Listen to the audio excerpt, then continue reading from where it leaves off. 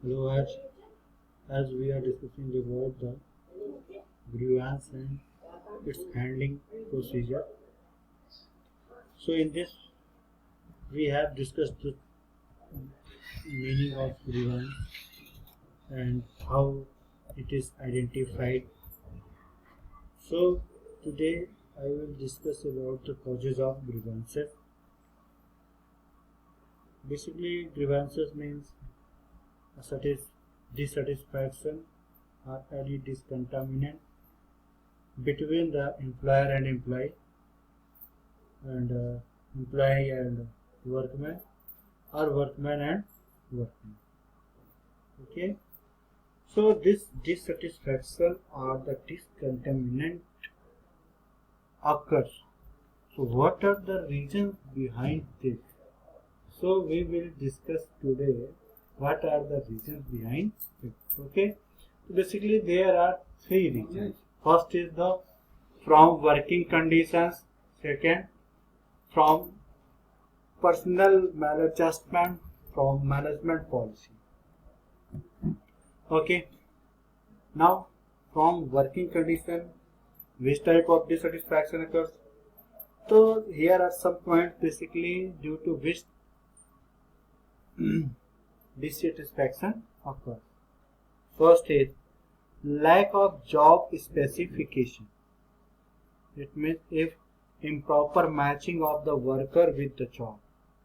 Second, changes in the schedule of procedures. Changes in schedules or procedures. Third is poor working facilities, non-availability of proper tool, machines and equipment for doing work, etc. Poor working environment, tight production standards, strict rules, mandatory target achievement, etc. Poor relationship between employer and employees. So these are the points which come inside the working condition. So due to all these things, discontaminant the dissatisfaction occurs.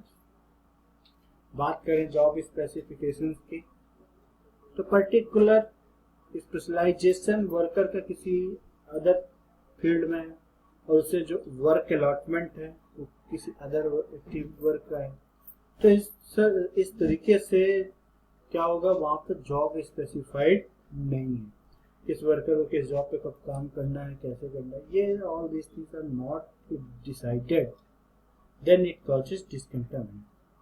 So next is the changes in schedule or procedure. If the work is carrying on, if sudden changes occurs, then that causes dissatisfaction. वो particular बंदा एक काम पे लगा हुआ है, उसके बाद में एक दूसरा वर्क उसे दे दिया कि नहीं अब ये छोड़ के ये करो, या उसका प्रोसीजर चेंज कर दिया जाए, तो ये सारी चीज़ें डिस्कंटिन्यूस होती हैं. पुअर वर्किंग फैसिलिटीज़ की बात करें, जैसे अगर हम बात करते हैं कि वहाँ पे क्या है कि वर्किंग फैसिलिटीज देख रहे हैं, तो इसका मतलब ये है कि वो किस एटमॉस्फेयर में वर्क कर रहा है, किस में नहीं कर रहा है.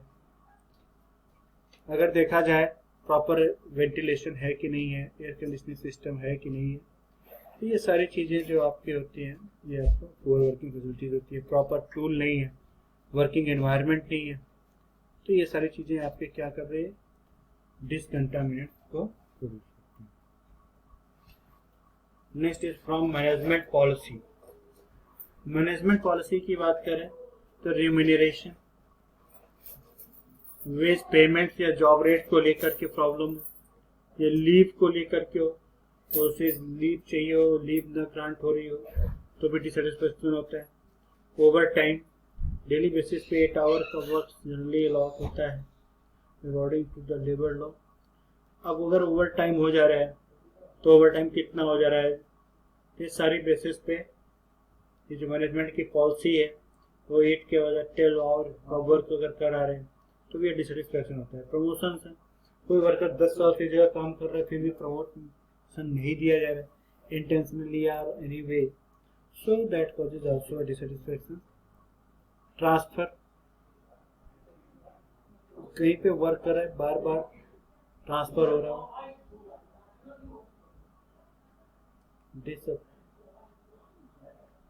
डिसिप्लिनरी एक्शन, डिसिप्लिनरी एक्शन का मतलब ये है कि कोई भी डिसिप्लिन ना एक्शन वहाँ पे जो भी रूल रेगुलेशन है उसके अकॉर्डिंग कोई चीज़ ना चल रही हो, तो आपको क्या होता है, मैनेजमेंट पॉलिसी जो डिससेटिस्फैक्शन प्रोड्यूस करता है।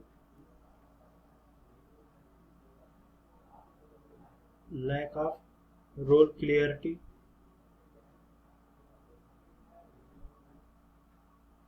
किसका रोल किस तरीके से है, ये सारी चीज़ें यहाँ पर आप देखते हैं। Lack of employ development plan, employ के डेवलपमेंट क्या प्लान है, ये सारी चीज़ें मैनेजमेंट पॉलिसी पे होती है। फ्रॉम पर्सनल मैल एडजस्टमेंट की बात करें, ओवर एम्बिशन है, excessive self esteem, impractical attitude, short temper, ये सारी चीज़ें कर सकती हैं जो कि डिससेटिस्फैक्शन प्रोड्यूस करती हैं। बाकी इसके आगे का इफेक्ट हो रहा है नेक्स्ट वीडियो में करते। Today only we have discussed about the causes of the grievance.